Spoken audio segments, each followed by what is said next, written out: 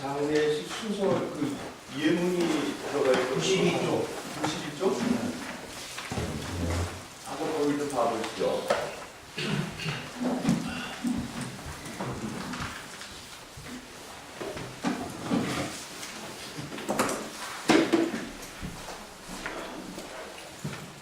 일반적으로 그 교회에서 하는 장례 예문을 이렇게 보게 되면은 식사부터 하고 그다음에 조용한 기도, 찬송, 교도. 저도 우리 감리교 봤는데 되게 뭐 이런 식으로 돼 있더라고요. 송영 기도,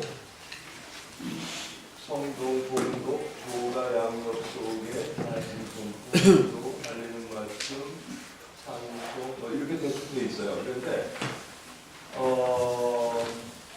장로교의 거를 뭐좀 심플하게 좀 되어 있는 것 같고, 장례배가 찬송, 98페이지 보면 찬송, 성경공도, 말씀 선포, 기도 축도 굉장히 간단하게 이렇게 되어 있는데, 그래서 그냥 그건 참고로 그렇게 그냥 보시고요.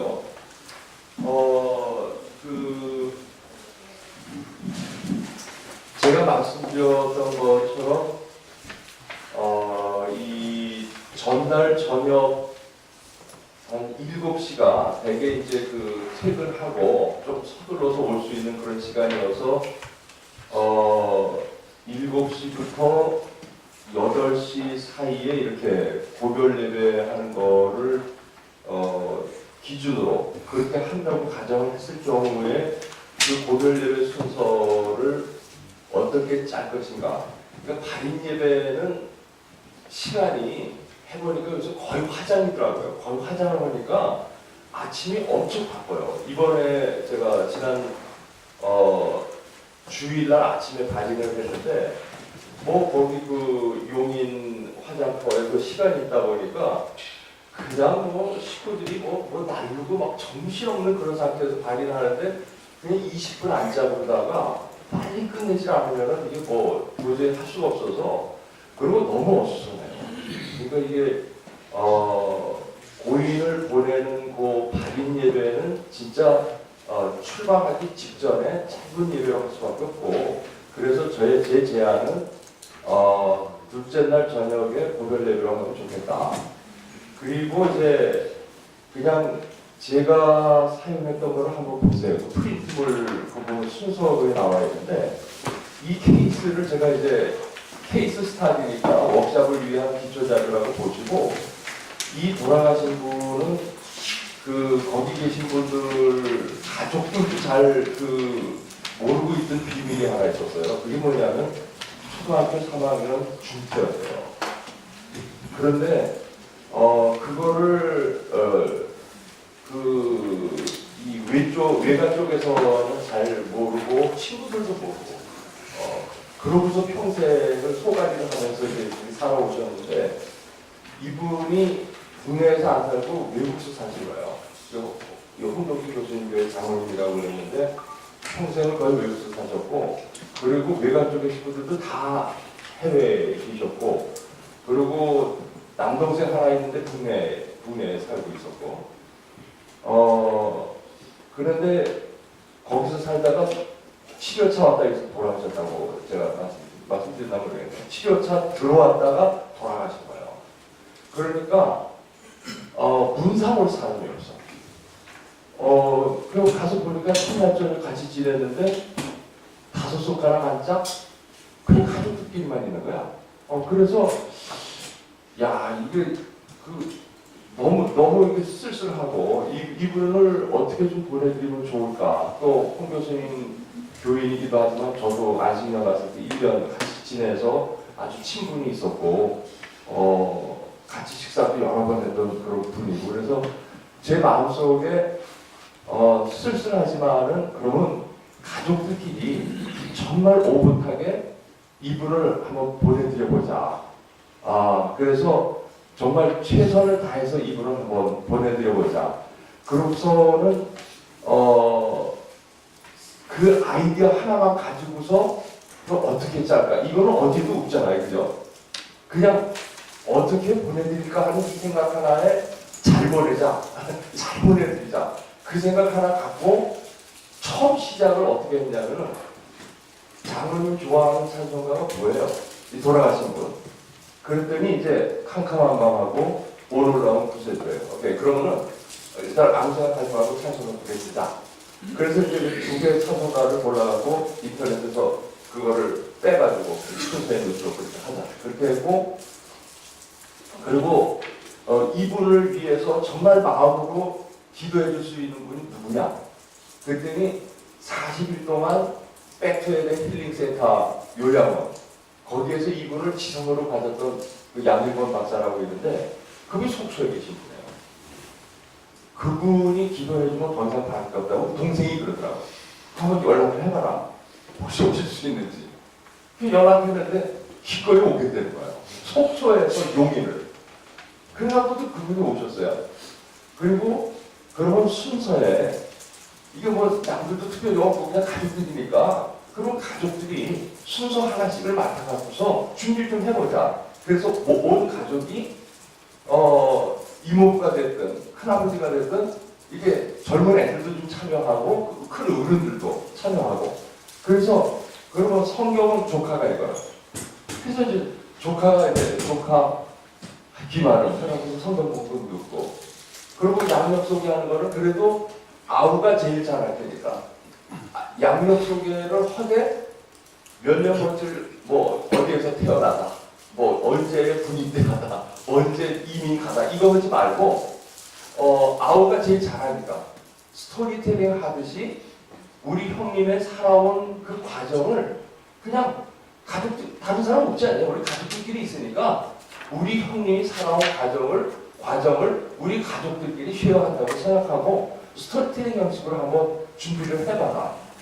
그때 이제 이분이 이틀 동안 한편으로는 이제 장례 치르면서 그러면서 혼자 이제 생각을 해봐요. 돌아가시고 그리고 그 다음날 저녁 7시니까 그래서 이제 그거를 나름대로 정리를 해가지고 우리 형님이 미국 갈 적에는 그때 당시에 상황이 이랬고 이런 연유로 미국을 가셨는데 그때 당시에는 갈 적에 가난해가지고 단돈 150달러밖에 없었다. 비행기값 떼놓고 150달러 가지고서 혼자 미국 가가지고서 거기서 정착을 해가지고 몰랐는데 택시 운전사 하셨다. 그렇더라고. 그러니까 이게 막 가슴 아픈 얘기들이 이 양력 소개에서 막 얘기가 나오는 거예요.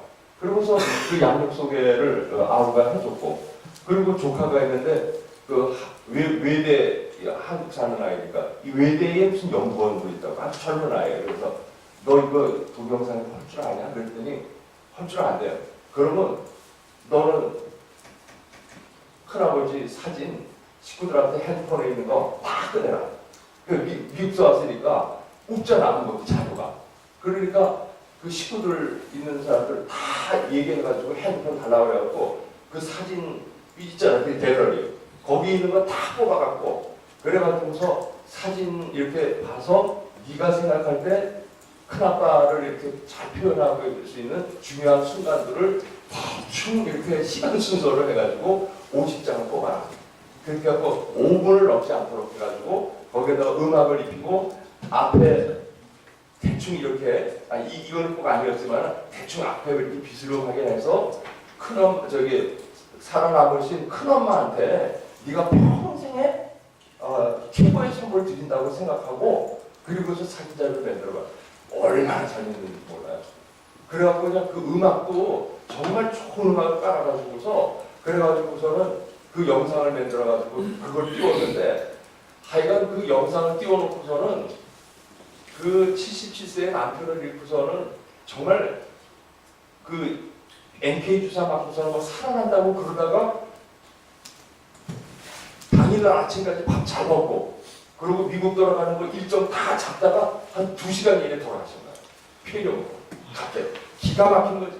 그런데 그 사진을 띄워놓고서 이제 보는데 그거 보다가 웃다가 울다가 그냥 막 왜냐면 그 사진 자료 중에 어떤 자녀가 막 그렇게 웃기는 그런 장면이 있었는데 그 기억을 하면서 그냥 막 슬퍼서 울다가 갑자기 가족들이 막 웃으니까 같이 웃다가 또 어떤 장면 나오니까 그냥 막 울다가 그러면서 그 영상을 본 거예요. 그래서 그 조카가 이제 그걸 잘 만들었고 이 양반이 노래를 너무너무 좋아하는 거예요. 그래서 하나님 교회에서 이렇게 중창했던 거, 또 장로성가단에서 했던 거 그런 거를 그럼 찾아봐라. 그래가지고 그 자료를 또 하나님에다가 미국에다가 연락해가지고 이 중창한 자료 좀 미안해서 좀 찾아달라. 그래서 두 개를 찾고 그리고 하나님 교회 아니 장로성가단에서 그 한국 와서 무슨 교회 평강제일교회하고 해서 700명의 합창단하고 이 협연을 한 게 있었어요.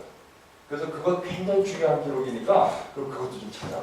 그래가지고 그때 그 했던 거를 4분 정도씩 해가지고서 음악 세계를 워낙에 음악을 좋아하셨던 분에 그러면 이분의 음악으로 점철된 일생이 있으니까 최소 3개는 뽑아라. 그래갖고 3개를 갖다가 거기다가 뽑아서 원해라고 하는 노래, 함께 사는 세상 노래, 그 다음에 협연했던 거 그렇게 3개를 일단 뽑은 거예요.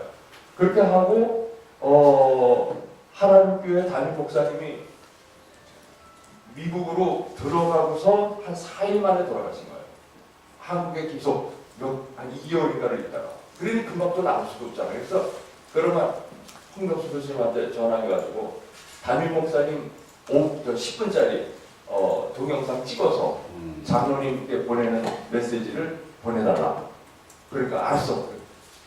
그냥 뭐 시간이 얼마 없는 거예요. 그러니까는 뭐 이런 거 이렇게 거치를 해놓고 그 까만 넥타이 메고 그러고서는 그 장로님께 보내는 메시지를 또 찍어서 보내온 거야.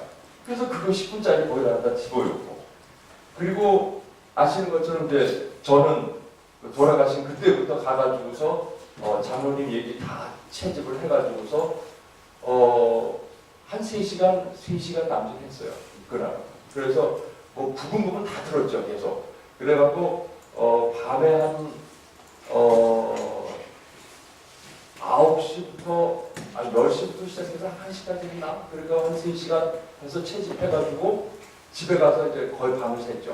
그래갖고 다 그거 정리를 해서 완전히 끝나지는 못했어요. 너무너무 제가 피곤해갖고 그래서 그 다음날 입관 예배 한 것만 준비하고 입관 예배 끝나고 근처에 호텔 하나 얻어가지고 거기에서 마지막 고별 예배하는 원고라 여기 이제 여러분들 드린 그 원고를 그때 거기에서 썼죠.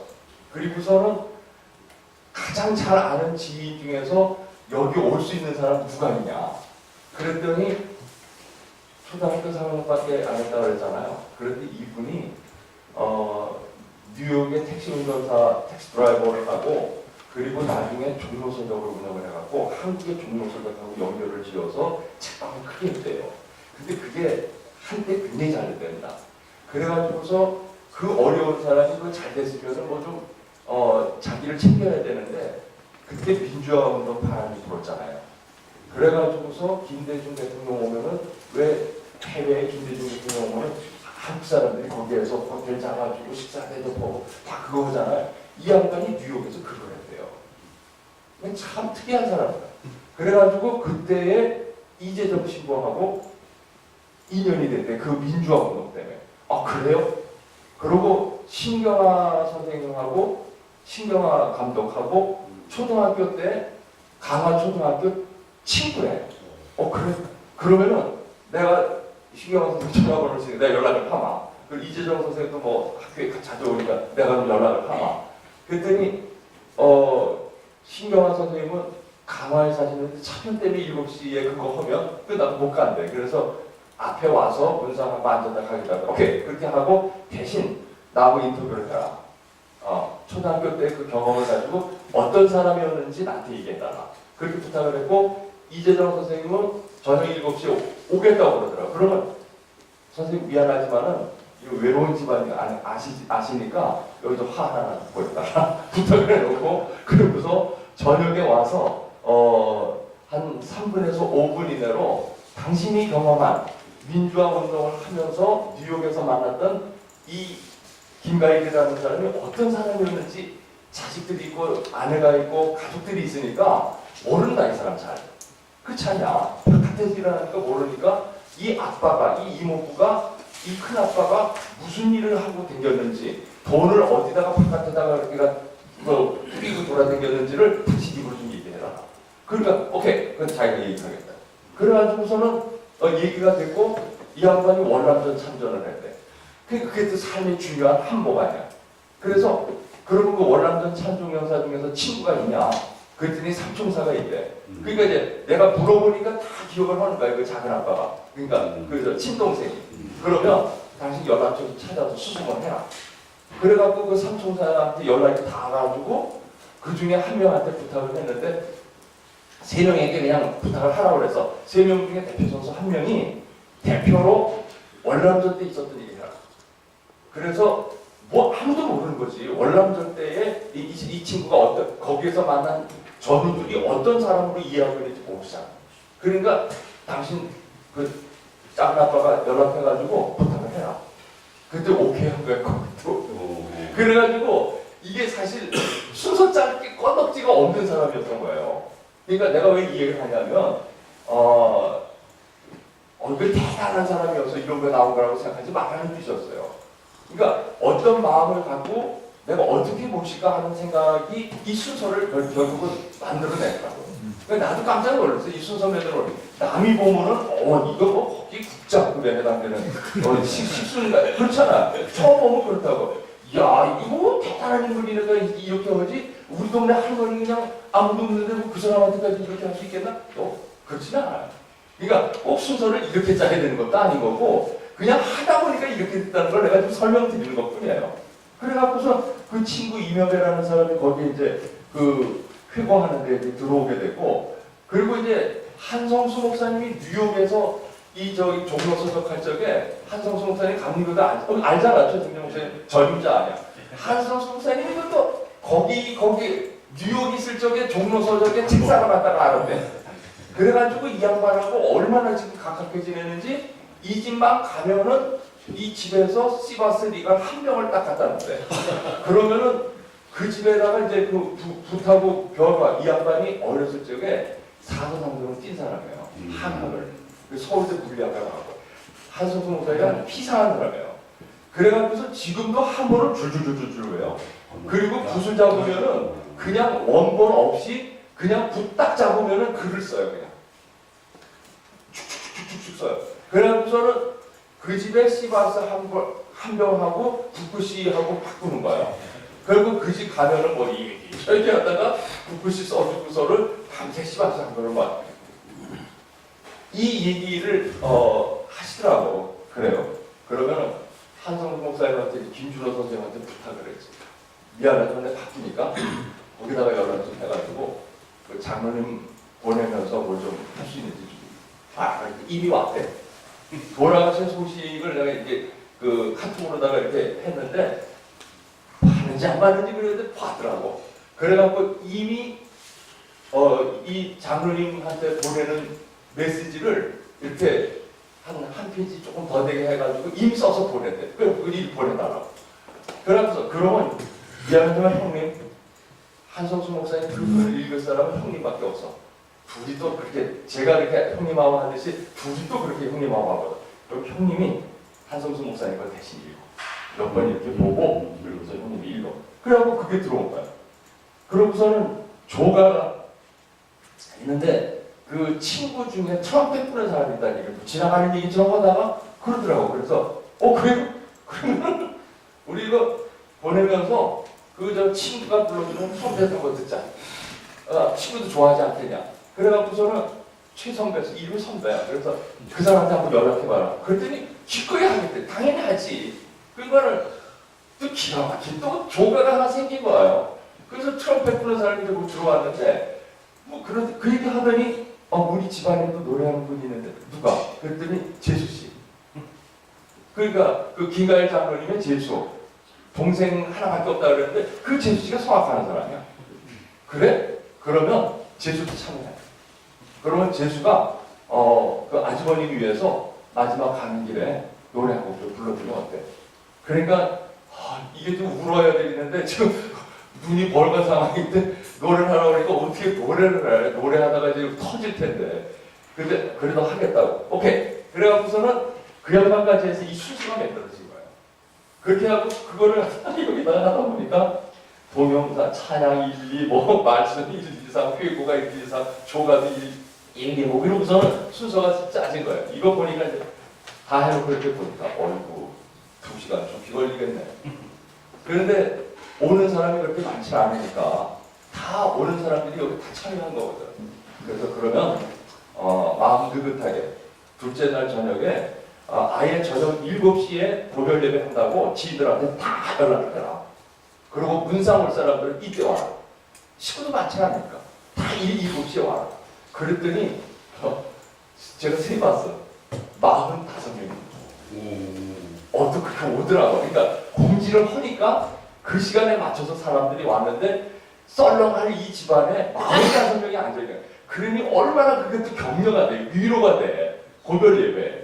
그래가지고서 이제 이걸 가지고서 진행을 했는데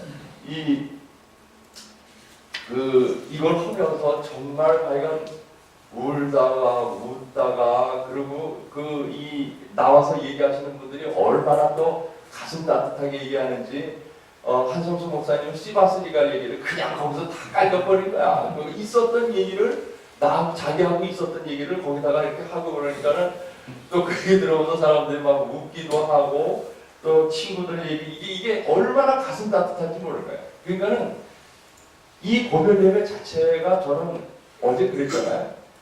이 돌아가신 분의 삶을 참 이렇게 정리하고 드러내고 조명해줘서 와 있는 사람이 이분이 어떤 인생을 살았는지 그걸 좀 같이 공유할 수 있게 하고 그분에게서 정말 배울 게 있다는데 이분을 뭐라고 얘기했냐면 어른 중에 어른 김가일 이러고 제목을 붙였어요.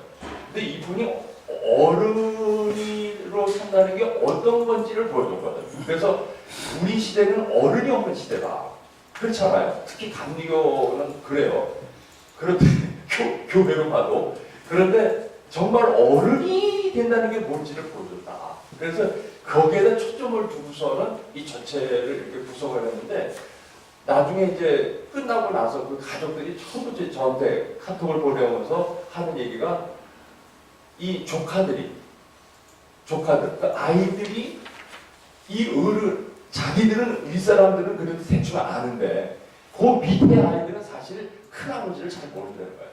그냥 방학 때 되면 잠시 가서 이렇게 좀 있다 오기도 하고 이모네 그 조카들도 처가의 조카들도 잘 모르는 거예요. 그런데 이날 이걸 하면서 애들이 우리 이모부가 어떤 사람이었는지 내가 오늘 알게 됐다고 그런 얘기들을 하더래요. 근데 그러면서 이게 한편으로는 그 고인의 미망이 요새 이제 미망이 쓰지 말라고 그러는데 그러니까 김인숙 권사님이라는 분이 이 과정을 통해서 치유되는 경험을 한 거예요. 그 아픔이 있었지만은 이 과정을 이렇게 지내고 나니까 내가 이제 보낼 수 있겠다. 내가 이제 보낼 수 있겠다. 그러니까 충분히 이분의 삶이 드러나고 그리고서는 보내는 과정을 모든 사람들이 참여해가지고서는 다 보내는 그런 절차에 참여를 하다 보니까 끝나고 나서의 느낌은 내가 어제만 해도 죽을 것 같고 내가 어찌 살 것인가 기가 막혔는데 이 과정을 지나고 나니까 이제 좀 보낼 수 있을 것 같다. 이게 힐링의 과정이라고 하는 느낌이 들더라고요. 그래서 제가 이제 여기까지만 말씀을 드리고 이 예배 설교문 있는 거 한번 봐보세요. 조금만 보면은 이거는 나중에 천천히 한번 그냥 제가 제 스타일대로 쓰는 거니까 여러분들도 이제 참고로 하시라고 드린 거고 대개 이제 저는 이분이 언제 그러니까 기록으로 남기기 위해서 아버지가 누구고 엄마가 누구고 가족은 어떻게 되고 그리고 슬하에 뭐 손자 손녀가 있으면 어떻게 되는지 그리고 그런 걸 이제 되게 거기다 하고 언제 어디에서 무슨 이유로 돌아가셨는지 그걸 일부러 써요. 그 기록으로 남기기 위해서. 그리고 이제 이걸 제가 가족에게 주거든요. 설교하고 나면은 가족에게 이제 선물을 주고 이게 기록으로 남는 거니까. 그렇게 하고 이 가족들에게 이제 그 위로하는 말 앞쪽에다가 간단하게 쓰고, 그리고 이 예배를 위해서 내가 어떤 사람들을 만났었는지 그 얘기를 앞쪽에다가 밝히고, 그리고 그 만난 사람들의 그 다양한 이야기들을 저 나름대로 여러 번 이제 읽는다고 그러잖아요. 진짜 여러 번 읽어요. 그런 다음에 이분의 삶을 어떻게 정리할 수 있을까? 그래서 제가 어른이라고 그랬잖아요. 그 어른의 길을 보여주신 분이라고 하는 거에 초점을 두고서는 그 가족들이 얘기한 것들을 다 정리를 이제 먼저 앞에다가 하고, 그리고 이제 그게 다 끝나면은 여러분들에게 말씀드렸던 것처럼 이게 고인의 삶이 다음 세대로 이어지게 하는 장예배라고 저는 이해가 한다고 했잖아요. 그런 맥락에서 이 얘기를 다 한 다음에 이제 장로님을 보내드릴 시간이다 이 얘기를 하고, 죽음이라고 하는 게 참 견딜 수 없는 만큼 그렇게 슬픈 일이지만 당신들이나 나나 어느 시점이 되면 우리 세상 떠나야 된다. 그래서 이제 농담도 했죠. 77세 경로당 가면 아직 물수발 들고 신발 정리할 나이다. 정말 그런 면에서 아쉬움이 크다. 그러나 우리가 어쩔 수 있는 건 아니다. 그러니까 하나님이 보내줘서 우리는 어느 시점에 왔고, 또 그분이 부르시면 우리는 어느 시점에 가야 된다. 제가 이 죽음을 받아들여야 된다고 하는 거를 마지막에 한 대목을 좀 강하게 얘기했어요. 그 유족들에게. 그리고 슬프지만 그런 가운데서도 우리가 돌아가신 분에 대한 우리의 애정의 그 표현을 가장 최고의 애정의 표현을 할 수 있다고 그런다면, 그분에게서 내가 정리했던 그 삶을 우리가 잊지 않고 우리 삶 속에 들여와서 우리가 그렇게 살아내게 될 때 그분은 우리 가운데 있지 않겠냐. 이건 인문학적으로 충분히 이해할 수 있는 말이죠. 그러니까 그렇게 될 때에 그분은 외롭지 않다. 그분의 영혼이 돌아간다면은 하나님께로 와서 하나님께로 가겠지만, 그러나 동시에 그분은 우리 가운데 있을 수 있는 거다. 그래서 이제 이걸 부활 영생, 어제는 제가 그 얘기를 했지만은 이분들한테 이게 부활이고 영생이다 이런 말은 한마디 안 하지만은 이제 신학적으로는 그런 걸 뒤에다 알고 그렇게 할 때 그분은 영원히 우리 가운데 있을 거고, 그리고 우리가 다음 세대가 되더라도 할아버지 이야기를 하시지 않겠냐. 이분의 삶이 이런 거였는데 이제는 당신들 차례다. 이분이 어른으로 살았다고 이제 당신들이 어른으로 모범을 보여야 된다. 그래서 이 집안이 어른들이 있는 집안이 되도록 그렇게 한다고 그러면 돌아가신 장로님이 얼마나 마음이 뿌듯하겠냐. 그거 이상 사랑의 표현은 없을 거다. 그런데 그게 또 이렇게 치유가 되더라. 그런 말 한마디가. 그리고 앞쪽에 이제 이분 같은 경우에는 그 권사님이 56일 동안을 그 치료를 하면서 몸이 다 망가졌어요. 그런데 절대 내색 안 하고 쉬지 않고 케어를 해갖고 그 처제들이 그렇게 형부를 좋아했음에도 불구하고 나중에는 형부가 밉더래요. 그래서 형부 때문에 우리 언니 죽게 생겼다. 그래서 이제 처음에는 그 얘기를 했어요. 그 얘기를 다 했어요. 그래서 그런 과정 얘기를 하면서 한편으로는 남편을 살리지 못한 것 때문에 미안하다고 하는 거, 그리고 자기랑 살아줘서 고맙다는 얘기를 계속 가서 염하면서도 그 얘기를 하고 그러더라고요. 그래서 이제 한편으로는 장로님에 대해서 고마워하고 하는 그 얘기를 앞에다가 하고 미안해하는 거, 그러면서 동시에 장로님도 권사님한테 미안하고 고마워해야 된다. 이 56일이라고 하는 게 이게 절대 짧은 시간 아니고, 그래서 처제 얘기들도 했어요. 처제가 오죽하면 그렇게 좋아했던 형부를 막판에는 미워했겠냐. 권사님의 그 힘든 과정이라는 건 이루 말할 수가 없었다. 그런 면에서 이제 그 권사님을 위해서 얘기하는 거죠. 권사님 정말 수고 많았다. 당신 남편을 위해서 더 이상 잘할 수 없는 그 최선을 다했다. 그리고 장로님 그런 면에서 권사님한테 미안해요. 장례 서두에 장로님 그런 영정 이렇게 표현해서 장로님 권사님한테 미안해하고 고맙다고 그래야 된다. 근데 돌아가시기 전에 그런 표현을 했대요. 그래서 이제 그런 얘기를 하는데 이제 그런 과정들이 이렇게 장례를 치르면서 많은 치유가 됐다는 그런 경험을 좀 했어요. 그래서 이제 여기에 설교에 관한 거를 우리 워크숍을 하려고 하는 건 아니고, 이거 이제 예문 자체를 어떻게 할지를 하는 거니까 지금부터 우리가 11시까지니까 11시에 이제 거듭 예배를 해야 돼서요. 그렇죠. 이제 저희가 조를 발표해 드릴 텐데 잠깐 흩어지셔서 뭐 많은 시간은 못하지만 계속 어제부터 오늘까지 설명 들으셨으니까 10시 반 정도에 여기 다시 모여서 각 조에서 연구된 것들을 이제 각자 발표하시면 될 것 같아요. 오케이. 예. 그러면은 이제 50분 동안 두 가지를 주문하고 싶은 거예요. 저는 워크숍에서 한 가지는 이 고별 예배에 어떤 게 들어가면 좋겠는가 항목, 그러니까 여기에 뭐 양력 속에 동영상 이런 게 있어서 여기에 어떤 게 들어가면 좋겠는가를 먼저 정리를 하시고 조별로, 그리고 그거를 가지고서 예시를 한번 예물 하나를 짜보면 좋겠는데, 이게 이제 사실 좀 애매해요. 케이스별로다가 만들어지는 거니까 그냥 우리가 90세에 어떤 분이 돌아가셨고, 그리고 거기에 미망인 누군가 있고, 남편이 됐든 아내가 됐든, 그리고 거기에 자녀들이 있고 손주들이 있고, 그리고 지인들이 있다, 이렇게 평범한 사례 하나를 놓고 그럼 항목을 뭘로 꼭 넣으면 좋을지, 그리고 순서를 어떻게 짜면 좋을지를 그래서 조별로다가 워크숍을 해서 하나 발표가 될 수 있도록 그렇게 해보면 좋을 것 같아요. 오케이, 그럼 조를 한번 얘기해 주시고 장소를 까지. 저희는 1조입니다. 조고 좀 이상하다. 좀 다른 말 써야지. 유선만 했어야 돼. 여기다 여기 올라갈까요? 그냥 없어야 돼.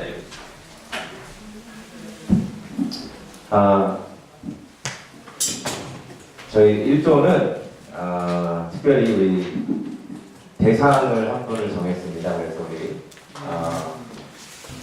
고 양재성 목사의 장례를 생각하면서 어떻게 짜면 좋을까 고민했습니다.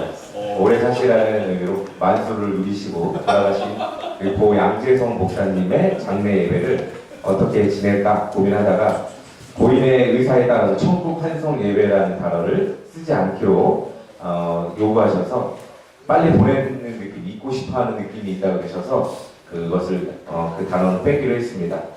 고 양재성 목사의 장례 예배의 순서는 첫 번째로 고요한 기도로 시작을 합니다. 그래서 고요한 기도 가운데에 고인을 생각하고 묵상하는 시간을 가지면서 이어서 우리 그 조시를 바로 이어서 하게 됩니다. 네, 조시입니다. 이것은 이제 우리가 이제 조용한 기도하고 예배 시간에 원래는 성경을 낭독하잖아요. 그런 것과 의미를 비슷하게 해서 조시를 친구인 시인 분께서 조시를 읊조리고, 세 번째로 찬송가 고인의 요구에 원해서 찬송가 312장 너 하나님께 이끌려 평소에도 자주 부르시고 또 좋아하시던 찬양을 또 준비했습니다. 다음으로 기도를 이제 하게 됩니다. 그래서 교회 장로님이나 교회에서 대표로 교인 대표로 기도를 해주시고, 세 번째로 성경 봉독님 설교를 잠깐 하게 됩니다. 다른 순서들이 좀 많이 있기 때문에 설교는 5분 내외로 짧게 해주시기를 요구하셨습니다. 그 다음에 이제 제일 중요한 시간인데요. 우리 고인에 대한 회고를 특별히 가족들 중에서 이제 자녀나 이렇게 회고를 좀 하시고, 이어서 우리 신부님, 그리고 스님, 교무님, 목사님 이 4대 종파가 다 나오셔서 한 줄평, 고인에 대한 한 줄평을 하는 그런 시간을 갖도록 합니다. 그래서 길지 않게 1분이나 혹은 2분 정도의 시간을 줘서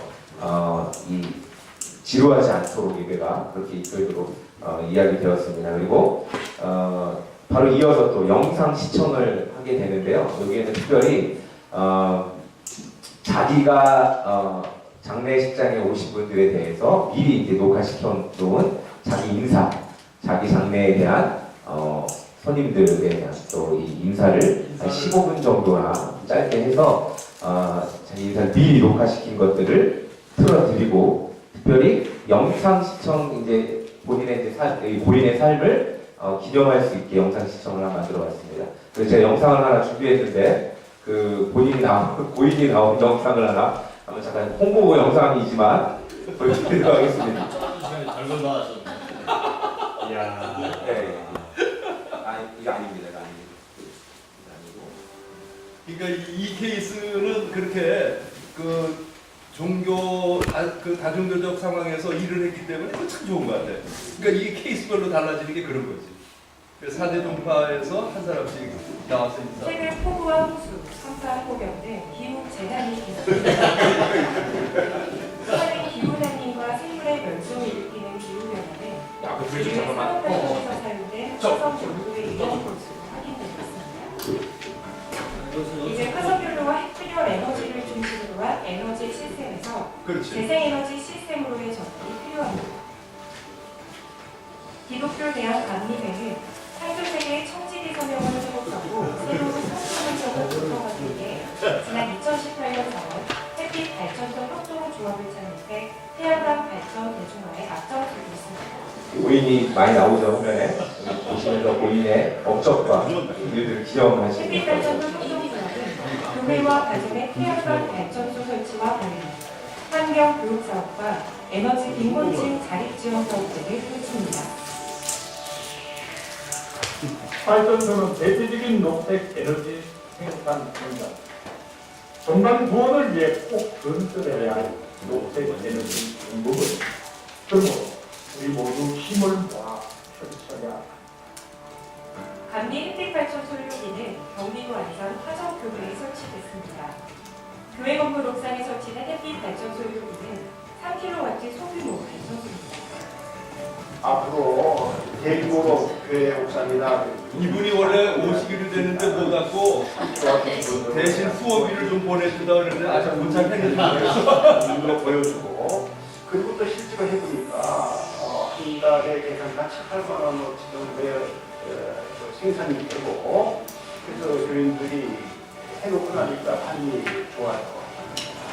협동조합은 교회뿐 아니라 국민 가정에도 이미 태양광 발전소 설치를 돕고 있습니다. 태양광 모듈을 콘센트에 연결해 실시간으로 전기를 생산, 소비하는 친환경 시스템입니다. 한대 마트에서 나오는 이제 고인의 사람 생전의 증언입니다. 이게 되게 중요한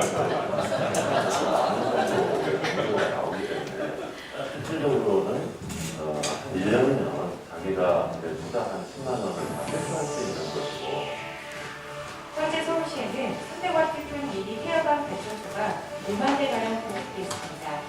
서울시는 2022년까지 모두 100만 대를 보급할 계획입니다.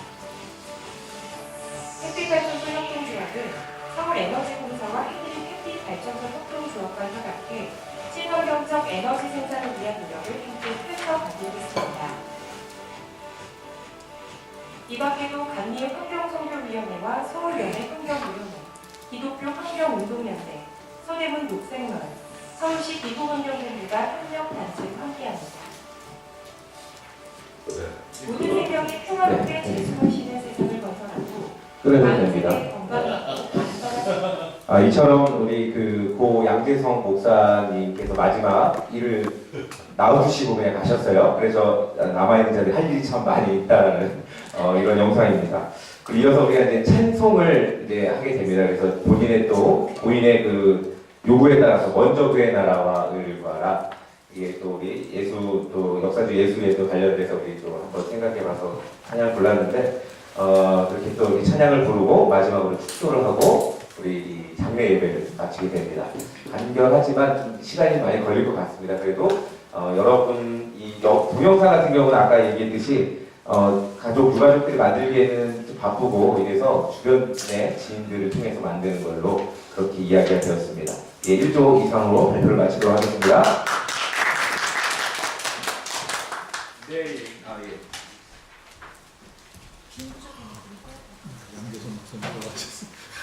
장례 예배에 대해서 여러분과 꼭 함께 나누고 싶은 사례가 있어서 말씀을 드리려고 합니다. 한철 목사님이 이렇게 인도한 예수목회 장례 워크샵의 내용 거의 비슷한 사례가 있어서 그러는데 작년 11월 13일 소송리의 지킴이 젊은 청년 조현철 군이 폐렴으로 인한 심정지로 이제 세상을 떠났습니다. 30살 청년이 그렇게 젊은 나이에 세상을 떠났으니 얼마나 황망합니까? 그래서 그 부모님이 그 자식이 죽은 거를 보고 어떻게 이걸 받아들일까, 혹시나 이제 안 좋은 반응을 보이면 어떡할까 걱정이 참 많았습니다. 이제 장례식 중에 이제 이제 추모 집회를 했는데, 그때 이제 아버님이 나와서 인사 말씀을 하는데, 그 말씀을 통해서 우리가 다 참 크게 서로 위로받고 이제 평안함을 얻었습니다. 왜 그랬냐면은 그 자식 장례식장이잖아요. 근데 이분이 이렇게 소감을 말씀하세요. 제가 지금 천당에 있는지 극락에 있는지 기분이 붕붕 떠 있는 기분입니다. 그래서 왜 그러냐면 이제 조문을 오잖아요, 사람들이. 진짜 슬퍼하는 게 처음에는 자기 부모들을 이렇게 좀 뭐라 그럴까요? 이렇게 좀 이렇게 위무하려고 그러니까 그냥 이제 쇼하는 줄 알았다는 거예요, 이 부모님들 심정이. 근데 처음에 왔던 분이나 중간에 왔던 분이나 나중에 오신 분이나 모든 조문 오는 분들이 진심으로 애도하니까 내 아들이 그냥 잘못 살지는 않았구나 하고 이제 큰 이제 위로를 받은 거예요. 그리고 또 하나가 뭐냐면 거기 장례 조문 온 분들이 다 사드 철회 투쟁에 관여하는 그 분들이거든요. 주민이든 시민이든 활동가든 다 사드 철회 투쟁에 관여하신 분들만 이제 온 건데, 이 부모님은 그냥 서울에서 이제 부동산업을 하는 평범한 생활인이란 말이에요. 근데 아들을 통해서 평생 생전 처음 전혀 다른 세계를 이분들이 접한 거예요. 그렇잖아요. 우리 생활인들이 이 국가폭력에 저항하는 투쟁이요, 이런 이 현안에 대하여 이렇게 저항하고 이런 거 전혀 경험이 없잖아요. 아니 자기 먹고 살기 바쁜데 그 아들을 통해서 그렇게 장례식장에서 전혀 다른 세계를 경험하고 이분들이 구원을 받았어요. 그래서 우리가 처음에는 이 부모님이 내 아들 살려내라고 해코지하고 그러면 어떡하나, 그러면 이것보다도 난감한 일이 어디 있을까 걱정했는데, 뜻밖에도 이분들이 그렇게 모든 사람들이 진짜로 현철이의 세상 떠난 거를 슬퍼하고, 그러니까 거기 이 부모님들이 위로받고 안심하고 그리고 전혀 다른 세상을 경험한 거로 인해서 이분들의 그 어떤 기독교 구원이 뭐냐면 다른 세상을 접하는 게 구원이잖아요. 그런 이제 경험을 하셨구나 하면서 저희도 함께 이제 참 공감을 했습니다. 그래갖고 장례 절차 다 끝나고 이제 남은 돈 이제 드렸더니 거기에 돈을 더 보태갖고 사드 철회 투쟁금으로 오히려 주시고 갔어요. 그래서 그런 일이 있었는데 참 목사님 그 말씀한 내용과 너무나 일치해서 제가 이제 굳이 말씀을 드렸습니다. 이상입니다. 그리고 아까도 순서 설명할 적에 그 집에 두 아들이 있었는데 사실 성소 수장 문제하고 관련된 그런 아들이 또 하나가 있었는데 딸인데 아들 문자가 바뀌었어요. 근데 참 그것도 가슴 아픈 그 집안의 그 얘기인데, 그 두 자녀가 아버지를 보내면서 이야기하는 순서가 있었는데 너무 좋았어요. 그 아이들이 평생 그 아버지에 대한 그걸 회고하면서 짧게 얘기를 했는데, 그것도 한번 생각해 보시는 거 좋아요. 그 자녀가 적절하게 만약 할 수 있으면 자녀가 아버지를 보내는 하는 그 이야기. 네, 고맙습니다. 다음 2조, 3조 준비해 주시고요. 2조 발표를 듣도록 하겠습니다.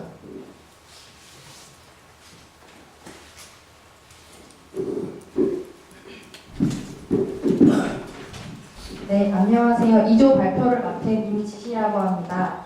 저희 조는 김기영 목사님, 김인철 목사님, 박병범 목사님, 박영원 목사님과 이제 한 조를 이뤄서 같이 논의를 하게 되었는데요. 저희는 예식을 이렇게 특별하게 짜기 전에 그 전에 선행되어야 할 장례 지금 예식에 대한 문제 제기와 그리고 그것에 대한 근본적인 질문을 던지는 쪽으로 저희의 모임을 진행을 했습니다. 저희가 이제 던졌던 문제 제기는 지금 한국의 장례 예배와 장례 문화가 해치우는 식의 개 문화, 그리고 죽음을 터부시하는 문화, 그리고 죽음을 두려워하는 그런 정서가 이 한국에 있다는 것을 나눴고요. 이러한 상황에서 이 교단의 예식들은 거의 이제 미국식의 그런 예식들이라는 거에 대한 안타까움을 나눴습니다. 그리고 죽음을 맞이할 때도 이 사람이 빨리 죽지 않아야 된다라는 거에 집중해서 죽음을 수용하지 못하는, 죽음을 맞기 전에도 수용하지 못하고 죽음을 맞은 이후에도 그것을 그냥 빨리 해치우려고 하는 그런 문제 제기를 하게 되었고요.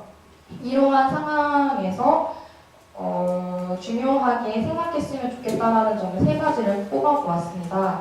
첫 번째로는 기억하는 것이 중요하겠다.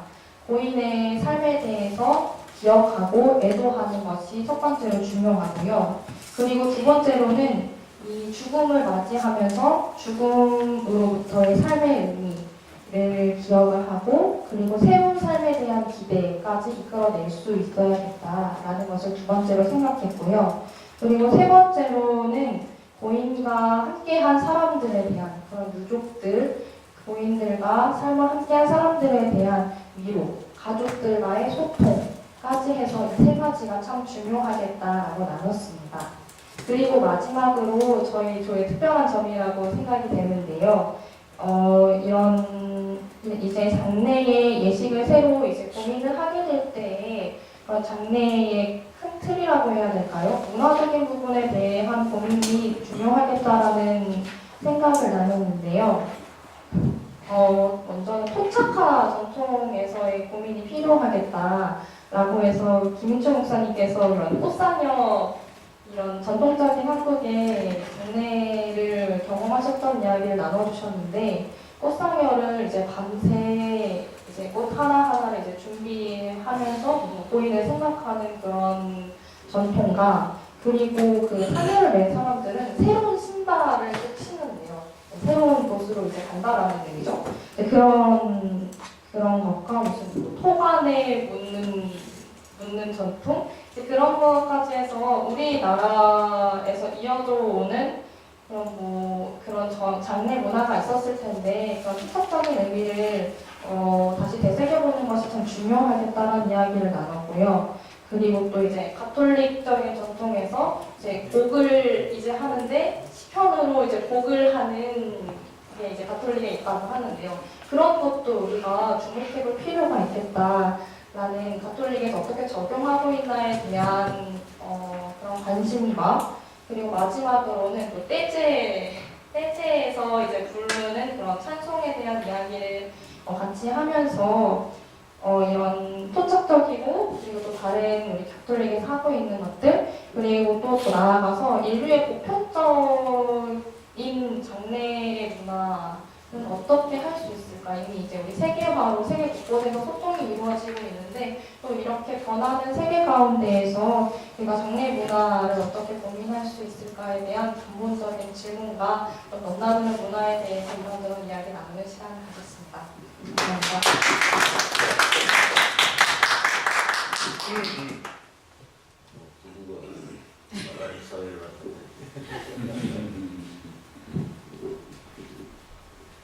네, 저희 3조 일단 하겠습니다. 저희 3조는 그 예식을 짜는 것보다 좀 더 장례 문화, 장례 예식에 대해서 더 많이 논의가 이루어졌는데요.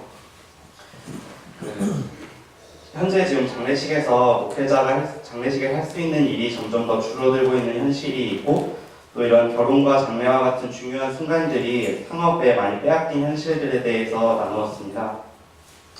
그리고 또 장례 예식이 전문 장례사와 의논해서 하게 되는데 이 장례 예식에 있어서 장례 예배와 설교만 목회자가 담당하는 것이 아니라 이 장례식에서 예전이나 의식을 통해서도 은혜를 끼칠 수 있었으면 좋겠다는 의견이 있었습니다.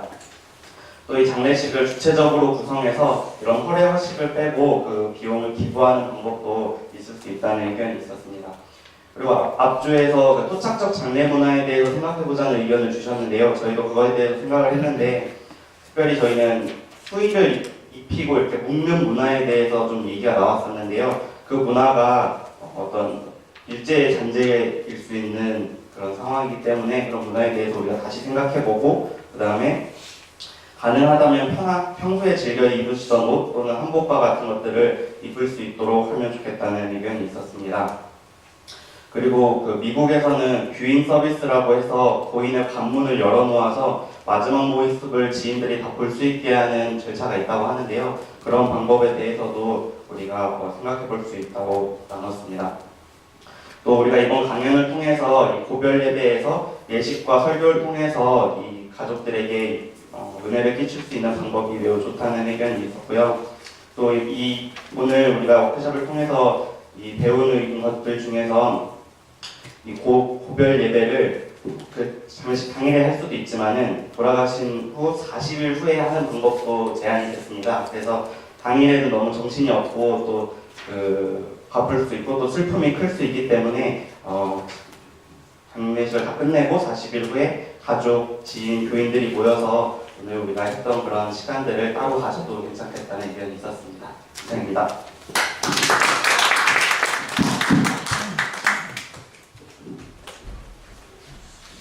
네, 이어서 마지막 사조 이야기 듣고 한인철 교수님께서 총평해 주시고 마치도록 하겠습니다.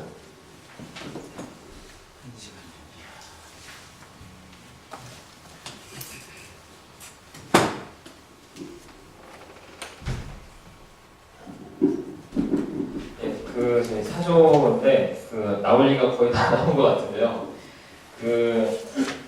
저희는 일단 전체적인 순서를 어떻게 진행했냐면 일단은 각자 이제 이 장례 얘기 세미나 들었던 소감하고 이제 뭐 각자 경험했던 사례를 간단하게 나누고 그다음에 이제 문제 제기가 좀 있었고 거기에 대해서 이런저런 이야기 토론 이런 게 있었고요. 그러고 나서 결론을 좀 내렸습니다. 이제 그냥 결론부터 말씀을 드리면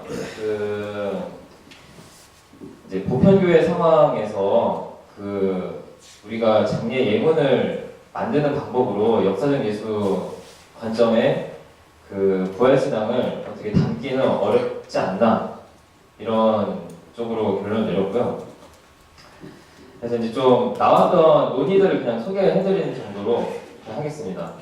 첫 번째는 일단은 우리가 왜 고인을 기억하려 하는가 이 문제가 좀 있는 것 같아요. 그래서 이제 여기서 이제 한인철 교수님 세미나 강의해주신 내용에 따라서는 이제 신학적인 요구가 있는 거죠. 그래서 역사적 예수 관점에서의 죽은 이들의 부활을 어떻게 해석하고 이걸 이제 우리 삶에서 어떻게 적용할 것인가에 그런 문제가 있는 거고, 근데 목회적 요구는 또 따로 있는 것 같아요.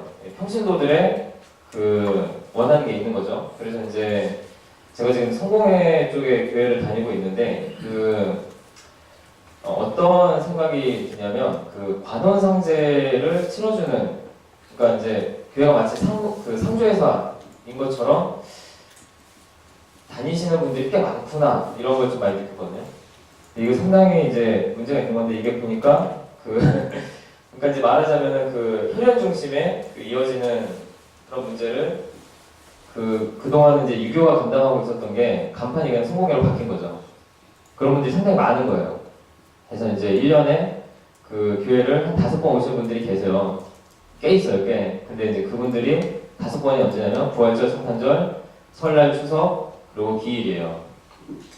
그러니까 이제 일단 이런 문제가 있는 것 같고, 근데 이제 역사적 예수 관점에서는 그러면은 이제 고인을 기억하려 하는 문제가 이게 이제 가장 대표적인 사례가 이제 촛불 전국 시작하기 직전에 이제 백남기 농민 돌아가셨을 때 이제 그때 이제 사람들이 우리가 백남기다 그랬거든요. 그러니까 이제 그게 말하자면 부활한 백남기의 몸으로서 부활한 백남기의 증거죠, 우리 자신이. 그러니까 이제 그런 관점에서 보면은 사실은 이제 어떤 문제 제기가 가능해지냐면 로마 제국 시기에 기독교가 아직 탄압받던 시기에 결사대로서의 교회에서 성인들을 기억했던 것과 이제 보편교회가 되고 나서 이후의 문제는 좀 달라지는 거죠. 그때는 이제 교회에 들어오는 교인들의 출신이나 이런 구성이 결사대의 성격보다는 대중적인 교회, 그러니까 보편적인 교회가 되는 거죠. 그런 상황에서 근데 한두 사람만 기억하게 될 수는 없는 문제고, 또 근데 이제 모두가 백남기 국민처럼 살아갈 수 없는 문제고, 근데 그렇다고 해서 민중의 삶이 하찮은가? 그것도 아닌 거거든요. 근데 또 이제 민중은 대단히 그런 이제 사실은 자기 스스로 이제 하찮게 느끼는 이 이제 기업사회 속에서 이제 그런 삶을 살아가고 있고 이런 문제가 있고, 이게 좀 이어지면 그 이제 소외 문제가 또 생기는데, 이제 저희 이제 그 조원 중에 한 분이 이제 그 자기 공동체에서는 이제 한철 박사님 하셨던 그런 방식으로 해왔대요, 그동안 공동체 내에서. 근데 이제 아버지께서 돌아가셨는데 그때는 왠지 그냥 혼자 이렇게 보내드리고 싶어서 조언을 받지 않으셨다고 하셨거든요. 그래서 자기는 이제 혼자서 그냥 조용히 기도하면서 보내드리려고 했는데, 근데 이제 그 장례식장에서 이렇게 이제 법적인 절차가 까다로우니까 이제 이렇게 시신을 꺼내볼 수가 없고, 그러니까 이제 장례식장에서 그러고 계신데 이제 주변에 다른 장례식들이 있으니까 그 이제 이렇게 보더라는 거예요. 이렇게 와서 힐끔힐끔 이렇게 보더라는 거예요. 그러면서 이제 이분이 뭘 느끼셨냐면, 되게 좀 이렇게 소외받는 사람들이 있을 수 있겠다, 소외감을 느끼는 사람이 있을 수 있겠다, 이런 걸 느끼신 거죠. 근데 대부분 이제 그런 상황이 있는 거고, 그래서 그 뒤로 장례 예배를 저렇게까지, 특히 이제 공개적인 장소에서 이렇게 하는 게 의미가 있는가에 대한 이런 회의, 이런 문제도 있었고요. 그리고 이제 그 다음에 또 한 가지는 이제 이런 질문도 있었습니다. 그 장례에 있어서 누구에게 집중할 것인가? 그래서 이제 고인에게 집중할 것인가? 아니면 유족에게 집중할 것인가? 그래서 뭐 그러니까 위로가 목적일지 아니면 고인을 잘 보내드리는 것이 목적인지, 물론 이게 완전히 분리될 수는 없겠지만요.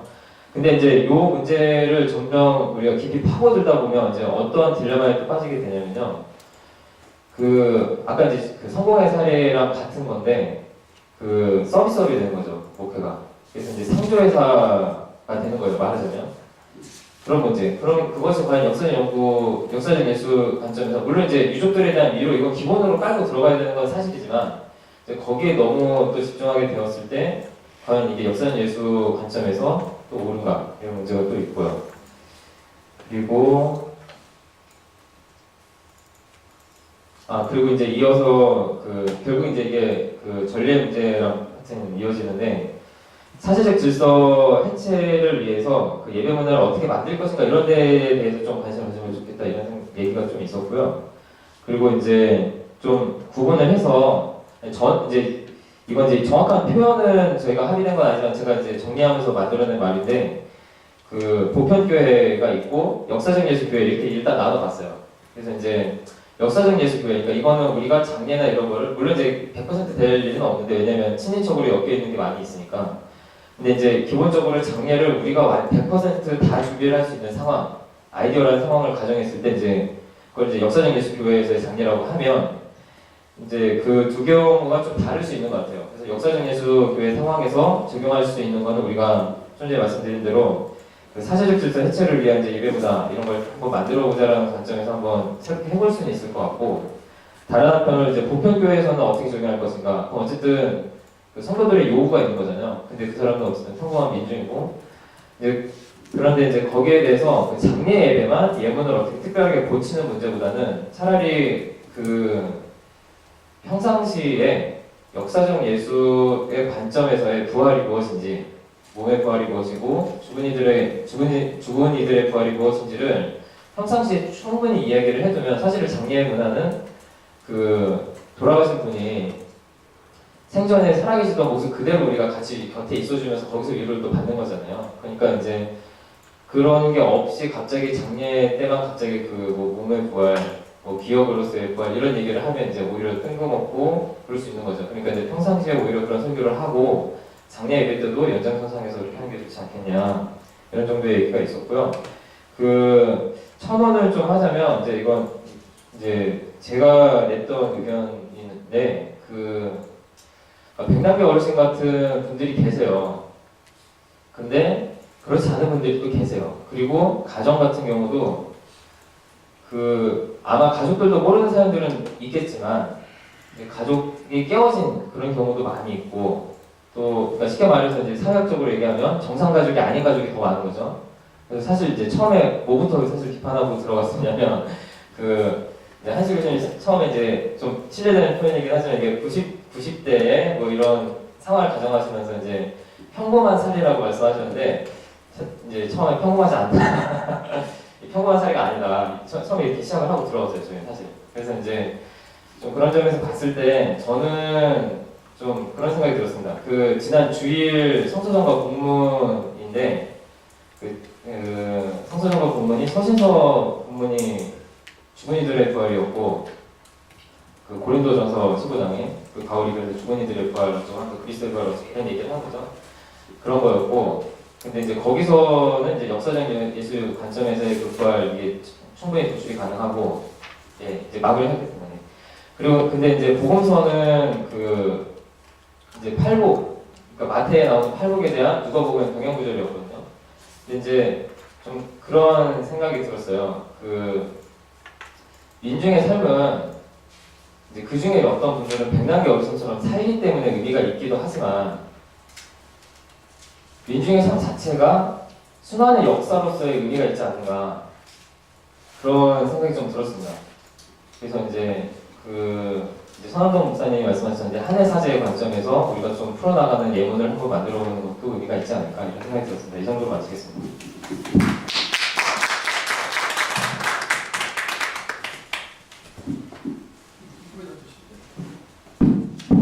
사회가 평범하지 않다는 건 어떤 의미죠? 90세까지 사는 사람이 좋다는 건 그것도 그렇고요. 그래? 예. 아니, 그러니까 예를 요새 들면 90세까지 사는 사람이 아니 왜냐면 아니 자연사를 지금 전제한 거잖아요. 근데 이제 예를 들면 저의 가족만 하더라도 이제 저희 외할아버지는 아직 살아계시거든요. 그래서 이분은 정말 그런 평범하지 않은 삶인데 자연사 하실 것 같은데 이제 친척들 같은 경우에 사촌 형 들어가신 적이 있고 그 경우는 이제 경우로 그리고 사촌 누나의 남편이 들어가셨는데 그 경우는 이제 생활고로 인해서 사례가 일반적이지 않아요. 그래서 이제 아까 제가 그냥 예시로 그렇게 얘기한 거는 이게 케이스가 다 다르거든요. 그러니까 그냥 설정을 그냥 90세 돼서 이렇게 나이 들어서 돌아가셨다고 가정을 하고 한번 짝걸잡이 그렇게 말씀드린 거고요. 근데 케이스가 워낙이 다양하니까 그거에 맞춰서 담임 목사님이 맞춤식으로 결국은 예문은 만들어야 될 거다 하는 그런 생각이고요. 제가 분당에서 광주 넘어가는데 어떤 성당 얘기를 내가 누군가가 잠깐 얘기를 했었는데 제가 금방 인터넷에서 찾아보니까 분당 성요한 성당이라는 데가 있는데 거기에는 성당에 안치실이 4개가 있고요. 그리고 거기서 문상을 받을 수가 있어요. 그래서 딱 장례가 나면은 거기에 안치실이 있어서 냉동 보관이 돼서 거기로 모셔가지고 거기서 장례를 교회를 주관으로 해가 중심이 돼가지고 다 치러주고 교회 공원면제가 있어서 거기다 모시기까지 하고 그래서 이게 이제 지금 하려는 얘기는 좋은 얘기는 아니에요. 그 성당에 교인들이 꽉 모였거든요. 거기에서 죽고 싶어갖고 그래서 그것도 이제 그만큼 이 장례 문제가 사람들에게는 관심이 크다는 거고 혹시 살아계신 분한테 장례 부탁 받아보셨나요? 부탁 받은 경험이 있으실 거예요. 그러면 그분이 장례를 평상시 잘 모셨다는 뜻일 거예요. 나 죽으면 목사님이나 장례해줘. 그 부탁 받으셨으면 평생 장례 잘 치러드릴 거죠. 그럴 수 있으면 좋겠다는 생각이 좀 들었고요. 나머지 제가 좀 더 하고 싶은 얘기 있지만 시간이 다 돼서 그냥 여기서 맞춰야 될 것 같고요. 한번 1년 동안 한번 실험을 각자 해보시고 내년에 우리 처음 시작할 때 이렇게 얘기하는 시간 그때 장례했던 그 경험을 같이 좀 나누실 수 있으면 좋을 것 같아요. 그리고 이제 여기서 마치도록 하겠습니다. 그렇게 하고 우리 거듭 예배를 위해서 이천진 목사님이 우리 교목실장님이 또 가서 한양대 일을 하시다가 이 거듭 예배를 위해서 또 부지런히 또 달려오셨어요. 그래서 감사의 박수 한번 더 하십시다.